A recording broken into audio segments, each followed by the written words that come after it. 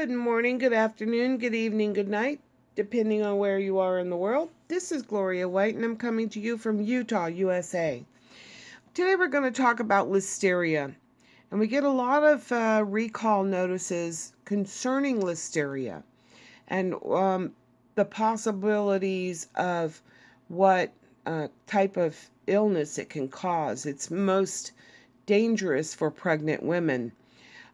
Pregnant women are about 10 times more likely than the general population to get a Listeria infection. The reason being is that they are more likely than non-Hispanic women to get the Listeria infection because they traditionally eat a lot of soft cheese such as queso fresco or other traditional foods made with milk that is unpasteurized. Brands of these traditional foods made with pasteurization milk are available in stores and online. The risk. Certain foods include ready-to-eat refrigerated food, unpasteurized raw milk, and foods made with unpasteurized milk often may be contaminated with Listeria, the third leading cause of death from food poisoning. These foodborne bacteria can grow at refrigerator temperatures and can cause an illness that in most healthy people is unpleasant but not serious. But in people who are at high risk, Listeria can cause an illness called listeriosis, which can be severe and even lead to death. The people at high risk include pregnant women and their unborn babies, newborns, older adults, and other persons with weakened immune systems, such as those with HIV, AIDS, cancer, diabetes, or kidney disease, and transplant patients. While a pregnant woman may have only a mild flu-like illness or may not feel sick at all, listeriosis can lead to miscarriage, death of the unborn baby, a low birth weight infant, and health problems for the newborn, or even infant death. That's why reducing risk of Listeria is so important. How to reduce the risk of Listeria? 3 easy steps. There are 3 very simple things you can do to help prevent illness from Listeria. Chill the food at the right temperature. The right temperatures slow the growth of Listeria. Put a refrigerator thermometer in the refrigerator and adjust the refrigerator temperature control if necessary. Put a second thermometer in the freezer. Your refrigerator should register 40 degrees or below and your freezer 0 degrees. Use the ready-to-eat foods quickly. Keep the refrigerator clean. So wipe it down periodically, the shelves, the sides. What I do is I take every kind of bottle of condiment and everything else.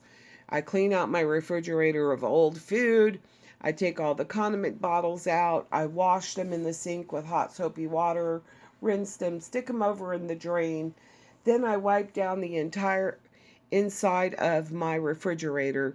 I remove the shelves and I wash each of those and rinse them well. And then I also take out the bottom 2 drawers and the bottom shelf. And I wash all of that. And then I put everything back in nice and clean. And I think that's important to do periodically with your refrigerator. Lord knows we all forget that thing at the back of the refrigerator and go, oh, I forgot I had that in there. So clean the inside walls and shelves with hot water and a mild liquid dishwashing detergent. Rinse, then dry with a clean cloth or paper towel. Wipe up spills immediately. Now, how do you check the temperature in your refrigerator and your freezer? It's best to put it in the middle of your refrigerator, in the middle of your freezer, and after 5 to 8 hours, check the temperature. And if it's above in your refrigerator, above 38 to 40 degrees, adjust the temperature control to a lower setting and check it again after 5 to 8 hours. Put a thermometer between frozen food packages in the freezer. After 5 to 8 hours, if the temperature is above 0, adjust the freezer temperature control to a lower setting and check again in 5 to 8 hours. To eat or not to eat. Choosing the right foods and preparing them safely helps reduce the risk of illnesses caused by listeria for people at high risk. And this just lists some food that, it's just ordinary day-to-day kinds of foods. For example, hot dogs and luncheon meats, unless they're thoroughly reheated. Soft cheeses such as feta, brie, Cambria, blue veined cheeses like blue cheese, queso blanco, queso fresco, panela, meat spreads, pâtés, refrigerated smoked seafood, unless it's in a cooked dish such as a casserole. Refrigerate smoked seafood such as, yeah, that stuff. I ran off the page. Unpasteurized milk or foods that contain unpasteurized milk. Of course, we all know that raw milk is way more healthy than pasteurized if you want all the nutrients that milk has to offer. Just be careful out there. Foods that can be safely stored at room temperature or on the shelf are called shelf-stable food. So just wash your hands, separate the foods, make sure that you clean your preparation areas, such as your cutting boards, plates, and utensils. Anything you handling that's uncooked, whether it's produce or raw meat, poultry, seafood, eggs. Keep meat, poultry, seafood, and eggs separate from all other foods while shopping and in the refrigerator. Cook. Only a food thermometer can make sure food, meat, poultry, fish, and casseroles are cooked to a safe temperature, which would be, for example, internal temperatures should be 145 degrees for whole meats. Allow the meat to rest after cooking for 3 minutes. It continues the cooking process. Fish 160 degrees for ground meats, and 165 for all poultry. Eggs should be cooked until the yolk is firm. I know that makes some people unhappy who like that soft-boiled egg. Use appliance thermometers to make sure your refrigerator is at or below 40 degrees. Your freezer is at 0 degrees. 40 and 140 degrees Fahrenheit is in the danger zone when bacteria can multiply rapidly. Generally, the more bacteria, the more likely someone will get sick.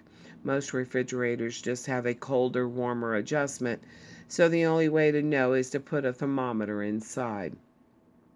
And then, of course, we know the symptoms and blah, blah, blah. But I just want to run over that because we keep hearing about Listeria, and so how can you kill it? And is it possible to kill it? And do you have to throw everything that's possibly contaminated with Listeria away? Is it possible to safely prepare a product even though it's got a Listeria warning on it? Use caution. Proceed at your own risk. Okay, here we are. Let's talk about Salmonella and what we can do to keep from getting Salmonella, how to prepare food that may be contaminated with Salmonella. 5 fast facts. Food safety. Clean, separate, cook, chill. Remember to follow the clean, separate, cook, and chill guidelines to help keep you and your family safe from Salmonella. Be especially careful to follow the guidelines when preparing food for young children, people with weakened immune system, and older adults. And I'm sure we should throw pregnant women in there. Don't let Salmonella make you or your loved ones sick. Take a look at these 5 facts and CDC's tips for lowering your chances of getting a Salmonella infection. You can get a Salmonella infection from a variety of foods.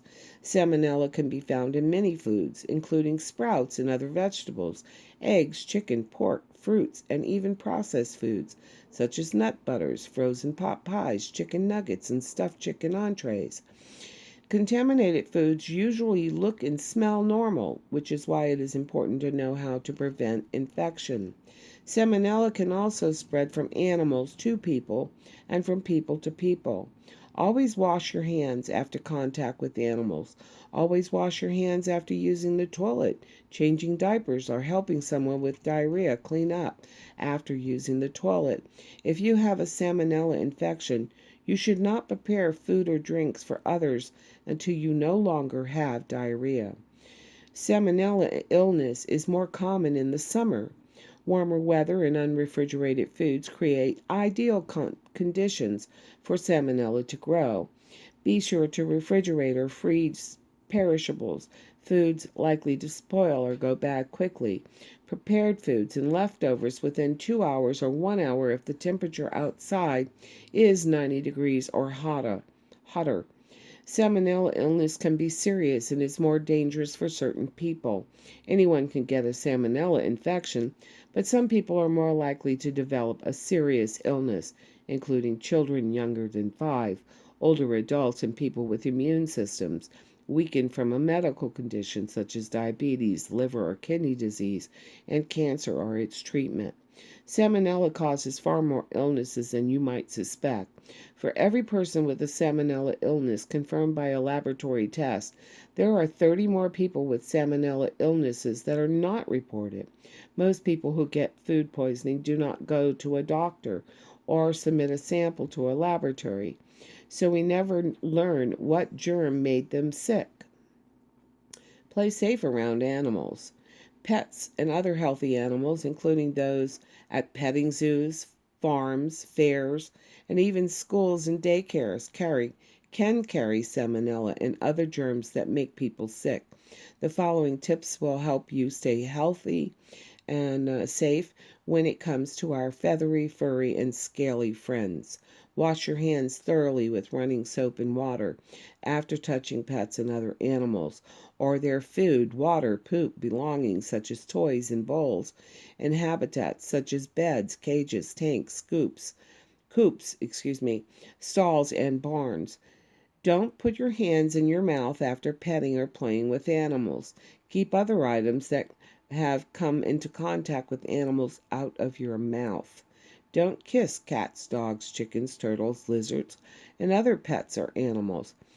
Don't let children younger than age 5, people with weakened immune systems, or older adults touch high-risk animals like turtles, frogs, chickens, or ducks, or their belongings or habitats. Never eat or drink around high-risk animals or in areas where they live or roam.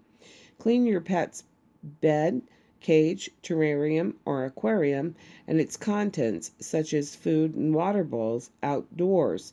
If you must clean your pet's habitat indoors, use a bathtub or a large sink that can be cleaned and disinfected. Avoid using a kitchen sink if possible. Take your pet to the veterinarian regularly. By keeping your pet healthy, you also can help to keep yourself and your family healthy. Doesn't help much. To me, it doesn't help much. I was really wanting to know at what temperature you can kill salmonella. Did I miss that? Sometimes I read things and it just doesn't soak in. But I don't think I saw that anywhere. What a safe cooking. Listeria certainly put that information right in your face. But other than chilling and washing your hands, it really doesn't give you much help.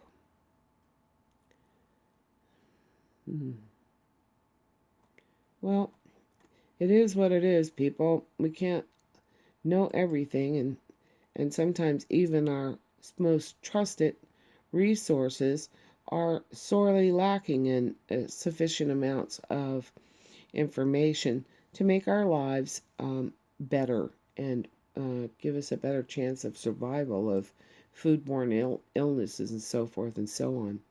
Anyway, what else I wanted to say about all these foods being recalled is that don't you think that we're getting an awful lot of recalled products concerning food?